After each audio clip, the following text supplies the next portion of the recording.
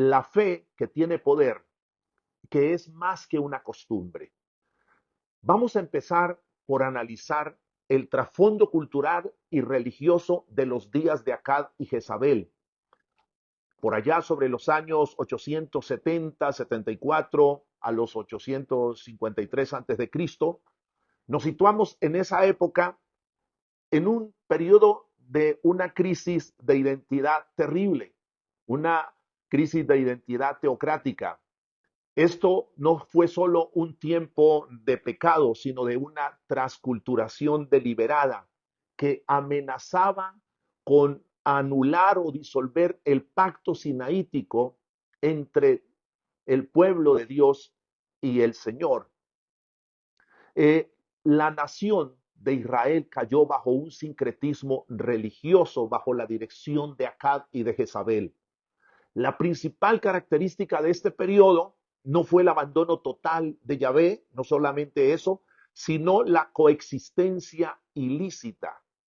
Los judíos de la época de Acab practicaban un sincretismo donde Baal, el señor de la fertilidad y la lluvia, según la cultura, era invocado para la agricultura, mientras Yahvé seguía siendo el Dios nacional. A pesar de existir el templo en Jerusalén, en el reino del sur, en el norte de Israel, se popularizaron los altares en las colinas. Allí se practicaban ritos que mezclaban sacrificios levíticos con ritos cananeos. Escuche bien, el pueblo de Dios sacrificando a los cananeos, al Dios de los cananeos. Institucionalizaron el baalismo en Israel bajo la influencia de Jezabel, la hija de Edbaal, rey de los Sidonios. El culto a Baal Melcar dejó de ser una práctica rural para convertirse en una religión oficial de la corte. Aceptaron las costumbres sociales y quebraron derechos de los pueblos. En el antiguo Israel, la tierra no era una mercancía, sino era una heredad divina. Las leyes de Levítico prohibían la venta permanente de la tierra para proteger el patrimonio familiar. Y la Biblia nos habla de un incidente ahí en Primera de Reyes 21, donde Nabot, que representaba la costumbre hebrea y conservadora, él declara que la tierra le pertenece a Dios y a la familia, y el deseo de Acab de poseer esa tierra fue tan fuerte que Jezabel, que era muy perversa, decidió robarla, arrebatarlo y destruir a Nabot. Ese incidente que muestra cómo ellos se presentan como los dueños absolutos y por encima de la ley de Dios, trajo la ira de Dios. Los días de acá se caracterizaron por la opresión de los campesinos, por el acaparamiento de tierras, rompiendo el tejido de solidaridad comunitaria que la ley de la palabra de la Torá no exige y demanda. Cuando nosotros vemos la otra parte tan triste era que tenían postes que ellos llamaban postes sagrados, eran símbolos de madera plantados junto a los altares representando a la diosa Acera, consorte de Baal. Y las familias judías, que esto es muy triste, ver al pueblo de Dios siguiendo costumbres paganas, estas familias judías solían tener pequeñas estatuillas de arcilla con figuras de columna en sus hogares para invocar la fertilidad. Una de las cosas que también se puede ver en el Monte Carmelo es que practicaban una costumbre donde los seguidores de Baal se sajaban, se cortaban con cuchillos hasta chorrear la sangre, dice la Biblia en Primera de Reyes 18:28, y creyendo que la sangre humana despertaría la acción de la deidad. Así que el reinado de Acab fue un periodo de gran prosperidad material, y de gran belleza, vamos a decirlo, hasta arquitectónica, pero a un alto costo espiritual. Este pueblo asimiló costumbres paganas, costumbres que apartaron al pueblo de Dios de la verdadera adoración.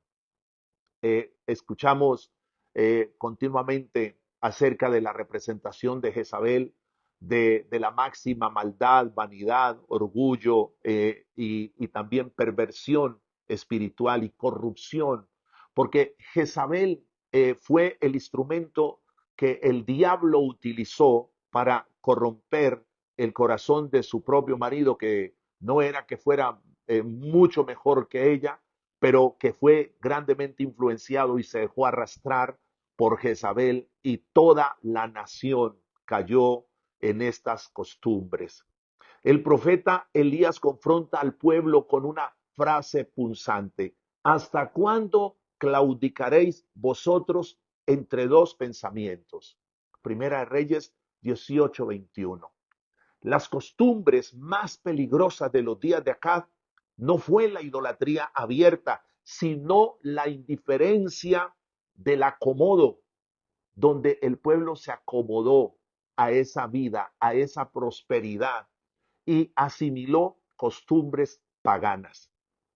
La fe tiene que ir más allá de las costumbres. La fe tiene que tener poder, el poder de establecer la fidelidad a Dios, porque fe también tiene que ver con fidelidad. Y deseo por eso hablarles hoy en esta continuidad de lo que comenzamos ayer hablando acerca de Elías, sobre cómo Elías fue guiado por Dios para que él a través de la fe se preparara para las cosas que venían y que iban a suceder y que él iba a enfrentar. Quiero detenerme aquí para decirle a usted que Dios usa la fe para prepararnos para las horas difíciles. ¿Está usted pasando momentos difíciles? ¿Está usted cediendo a muchas costumbres que usted alguna vez pensó que no las haría, cosas que no volvería a tomar, y de repente está siendo presionado por este mundo que te rodea, por el entorno, porque todos lo hacen, porque es la moda? La Biblia dice: sin santidad nadie verá al Señor. ¿Hasta cuándo claudicaréis entre dos pensamientos? Elías fue conducido por Dios para que él, a través de la fe, él se preparara. Y el hijo cae enfermo, dice, cayó enfermo el hijo del ama de la casa, y la enfermedad fue tan grave que no quedó en él aliento. Y ella dijo a Elías: ¿qué tengo yo contigo, varón de Dios? Has venido a mí para traer a memoria mis iniquidades y para hacer morir a mi hijo. Y fíjese que pareciera que ella en cierta manera piensa que esto le está sucediendo porque Elías llegó a su casa y él le dijo: dame acá tu hijo. Entonces él lo tomó de su regazo y lo llevó al aposento donde él estaba y lo puso sobre su cama. Y clamando a Jehová dijo: Jehová, Dios mío, aún a la viuda en cuya casa estoy hospedado has afligido, haciéndole morir su hijo.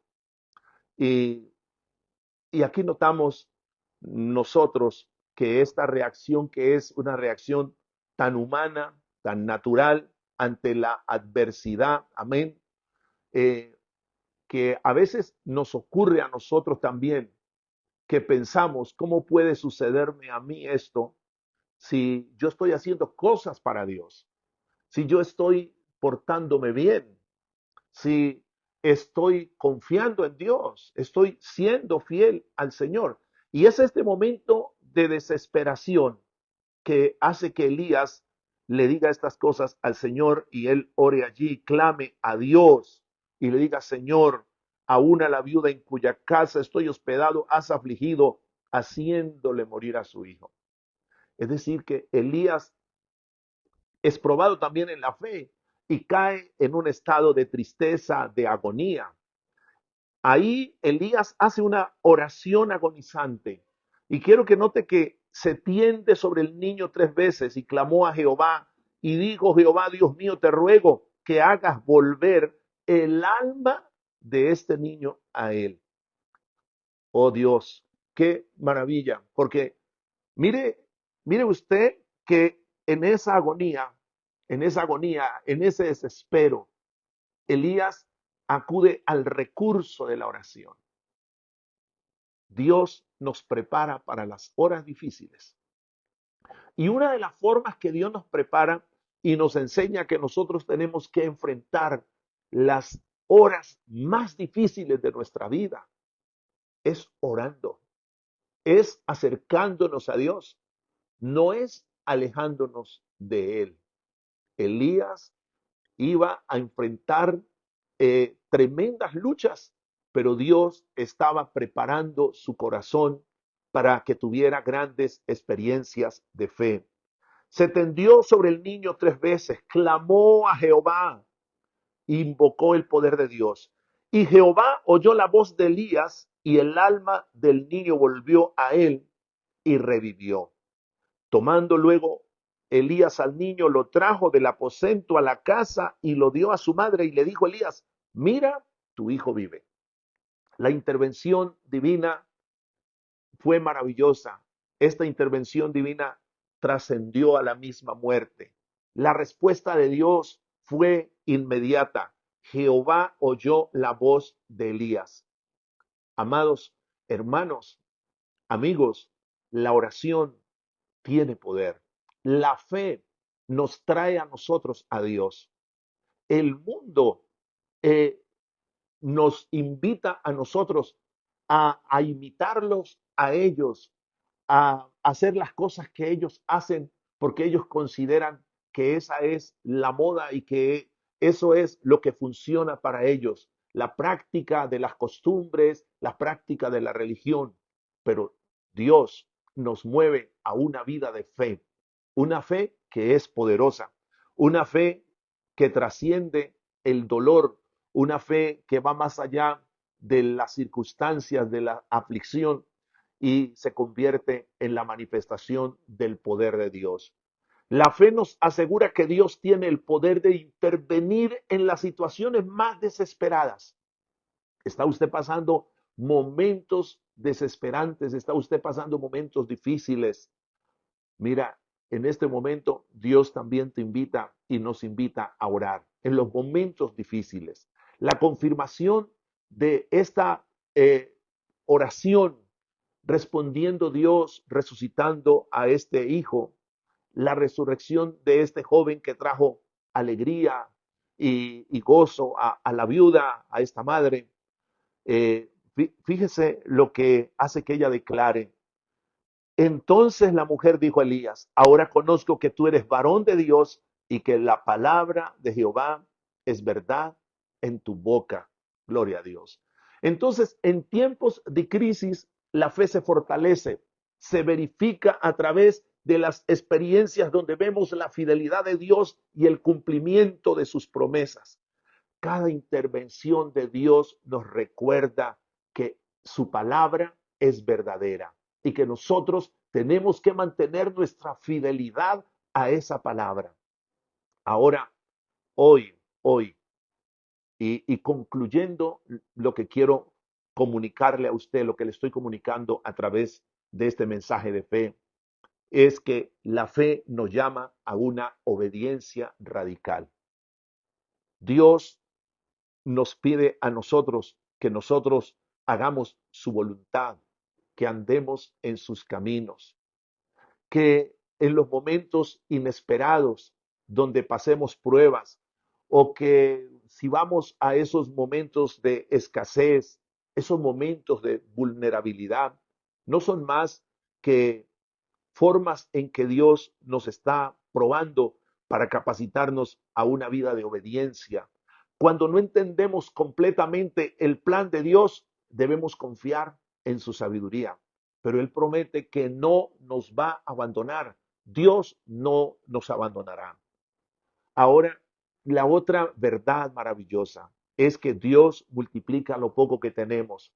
La multiplicación de esta harina, de este aceite, fue uno de los milagros más impactantes tanto para ella, pero que fue la forma en que Dios proveyó, proveyó al profeta, Dios mandándolo a un hogar pobre, a la viuda que le quedaba lo último, para Dios recordarle al profeta que él se preocupaba por él y también para mostrarle a la viuda la misericordia.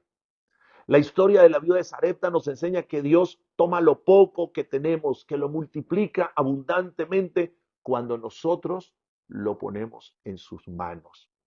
Ponga tus recursos en las manos de Dios. Honre siempre a Dios. Sé fiel al Señor, porque Dios siempre es fiel. Permanece fiel aún cuando, dice la Biblia, aunque nosotros seamos infieles, Él permanece fiel. La fe nos sostiene cuando nosotros podemos mirar esta crisis, estos momentos. Nosotros nos damos cuenta que necesitamos a un hermano, necesitamos a una hermana, que necesitamos de alguien para que ore por nosotros. Esta mujer necesitó de la oración de Elías. Y hermana, hermano, amigo, hay momentos que vas a pasar luchas, pruebas, dificultades que no vas a poderlas pasar tú solo, ni tú sola. Y vas a necesitar de alguien, alguien que ore por ti, alguien que te impulse, alguien que llore junto a tu lado. Cuando enfrentamos situaciones desesperadas, la oración se convierte en nuestro refugio y nuestra arma más poderosa.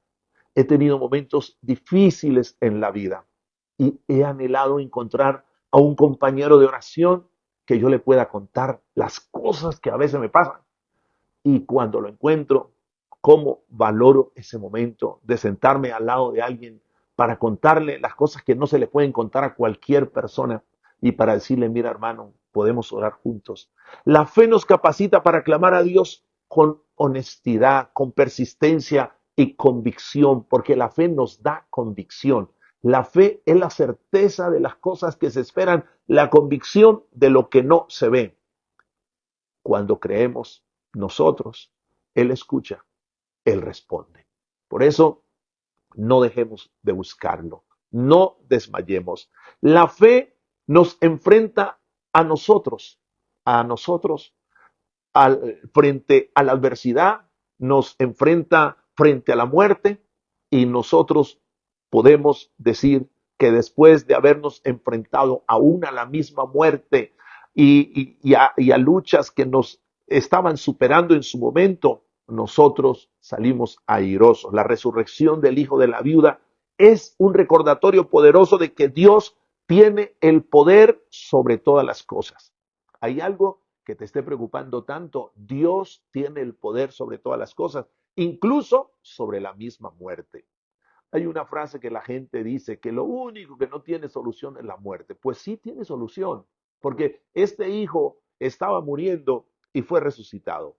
Así que ninguna situación es demasiado para Dios. Para Dios todo es posible.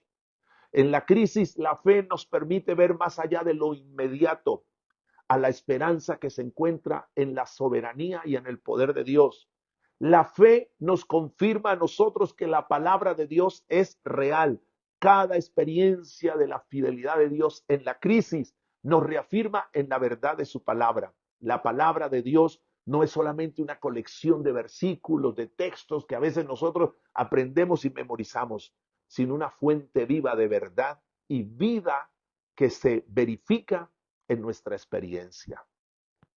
Así que estamos enfrentando un mundo lleno de costumbres, costumbres tan fuertes como las costumbres que vivió Israel en aquella época, costumbres que lo alejaron del camino de Dios. Ahora, en medio de todo eso, Dios nos está preparando a nosotros para los días que vienen y Él nos prepara a través de un taller de fe, nos prepara con circunstancias que nos capacitan para nosotros resistir toda adversidad. En estos momentos, no sé de qué tamaño es la fe, de qué tamaño es la prueba, de qué tamaño es la dificultad que usted tiene. Pero la Biblia dice que si tuviere fe como un grano de mostaza, diréis a este monte, quítate, y se quitará.